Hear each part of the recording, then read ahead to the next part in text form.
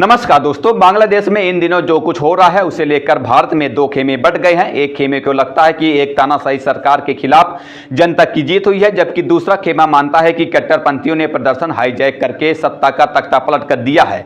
इस हंगामे में और कई भी एंगल हैं, लेकिन असल में क्या हुआ इसका सही जवाब की फिलहाल किसी के पास नहीं है। लेकिन इस मामले में चीन के एक पूर्व प्रधानमंत्री की एक बात कोट करने लायक है। 1970 के दशक में एकदम शुरुआती सालों की बात है। अमेरिका और चीन में पिंग पोंग डिप्लोमेसी की शुरुआत हो रही थी। अमेरिकी राष्ट्रपति निक्सन के सलाहकार हेनरी किसिंजर और चीन के तत्कालीन प्रीमियम जू इनलाई के बीच मुलाकात हुई। इस दौरान किसिंजर ने इनलाई से एक सवाल पूछा कि आप फ्रेंच क्रांति के बारे में क्या सोचते हैं। इनलाई ने जवाब दिया कि इट्स टू अर्ली टू से, यानी अभी कहना जल्दबाजी होगी। मतलब समझ ना आया तो आपको बता दें कि फ्रेंच क्रांति 1989 में हुई थी। बांग्लादेश में क्या और क्यों हुआ, असली कहानी हमें उस इतिहास से पता चलेगा जो आगे चलकर लिखा जाएगा। फिलहाल हम चलते हैं उस इतिहास की तरफ जो लिखा जा चुका है, जिसमें आज जानेंगे कि बांग्लादेश के लोग भारत के बारे में क्या सोचते हैं। बांग्लादेश की स्कूली किताबों में भारत के बारे में क्या पढ़ाया जाता है,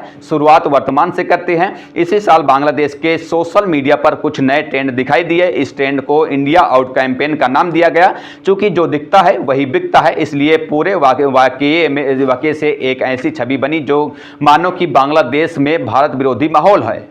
माहौल बनाने में हालांकि केवल सोशल मीडिया का श्रेय नहीं है। क्रिकेट के फील्ड में अदावत कई बार खेल से आगे गई है। 3 वाकये याद दिलाते हैं आपको। साल 2016 आईसीसी टी20 वर्ल्ड कप के सेमीफाइनल मैच में भारत वेस्टइंडीज से मैच हार गया था।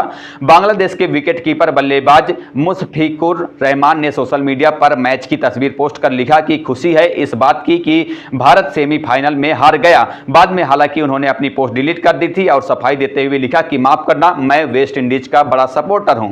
इससे एक साल पहले 2015 में भारत बांग्लादेश से सीरीज हार गया था। इस मौके पर बांग्लादेश के एक बड़े अखबार ने उस तरह का एक ऐड लगाया जिसमें भारतीय खिलाड़ियों के सिर आधे मुड़े हुए थे।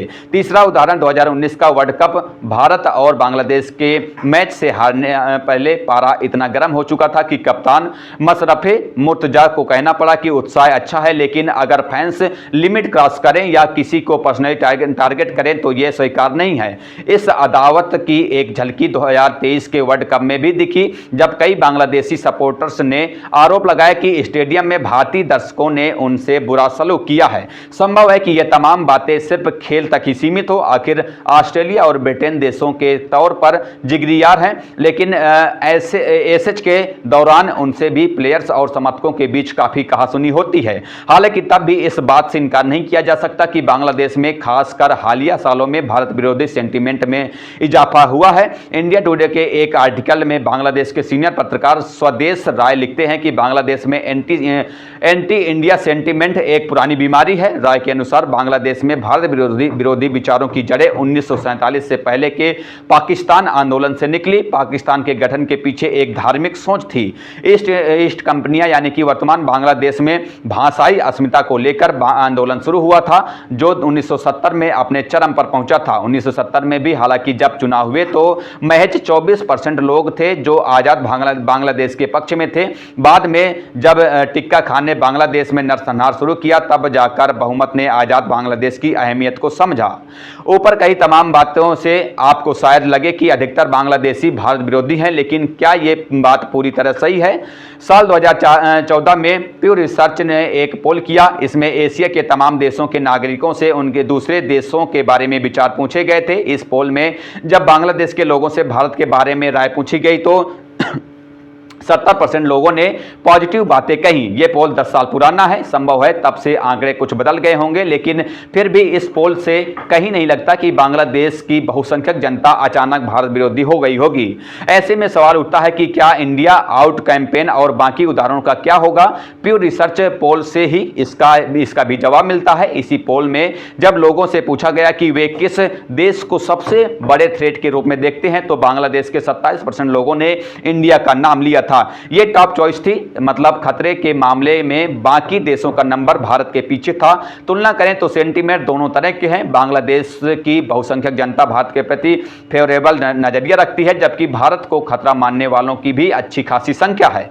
ये विरोधाभास क्यों है? इस सवाल का जवाब जानने के लिए हमें जरा इतिहास में जाना होगा। बांग्लादेश की स्कूली किताबों में भारत के बारे में क्या पढ़ाया जाता है, ये जानने के प्रयास हमने कक्षा 9वीं 10वीं की एक किताब से मिली, बांग्लादेश एंड ग्लोबल स्टडीज, जिसमें हिस्ट्री, सिविक्स, इकोनॉमिक्स, जियोग्राफी सब आ जाते हैं। किताब में एक जगह 1971 युद्ध का जिक्र करते हुए लिखा गया था कि भारतीय सेना ने बांग्लादेश मुक्ति संग्राम में मित्रवाहिनी के तौर पर भाग लिया।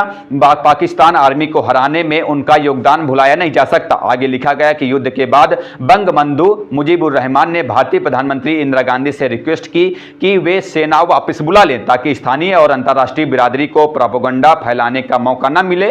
फिर मार्च 1972 में भारतीय सेना ने बांग्लादेश को छोड़ दिया। विदेशी सेना द्वारा किसी देश को इस तरह छोड़े जाने के ऐसे उदाहरण बहुत दुर्लभ हैं। इस घटना ने दुनिया में बांग्लादेश की छवि और मजबूत कर दी।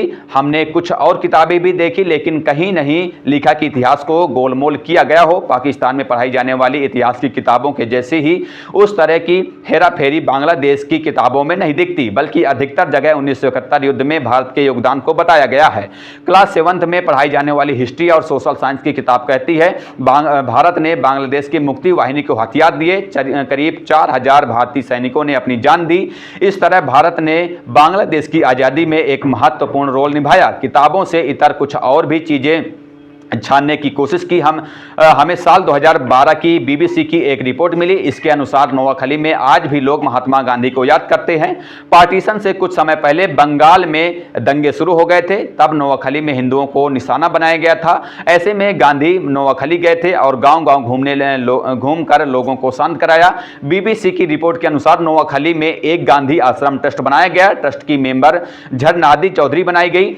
मार्च 1947 में गांधी जब नोआखली से वापस लौटे, उन्होंने अपने कुछ शिष्यों से वहीं रुकने को कहा और वादा किया कि वो एक बार फिर आएंगे। उनके कुछ शिष्य इसके बाद हमेशा के लिए नोआखली में ही रुक गए। इसमें से एक चारू चौधरी थे, जिन्हें आज़ादी के बाद ईस्ट पाकिस्तान में गिरफ्तार कर लिया गया था और 1971 में बांग्लादेश की आज़ादी के बाद ही उन्हें रिहा किया गया। बीबीसी की रिपोर्ट बताती है कि गांधी के 4 अनुयायियों की पाकिस्तान फौज ने हत्या कर डाली थी। बहरहाल ये रही बांग्लादेश की कहानी कि क्या भारत के बारे में बांग्लादेश के लोग क्या सोचते हैं और कैसे सोचते हैं। बहरहाल इस खबर पर इतना ही। आगे की जो भी अपडेट होंगी हम आप तक पहुंचाते रहेंगे। फिलहाल चलते हैं, मिलते हैं किसी नई खबर के साथ। तब तक के लिए बहुत बहुत धन्यवाद। जय हिंद, जय भारत।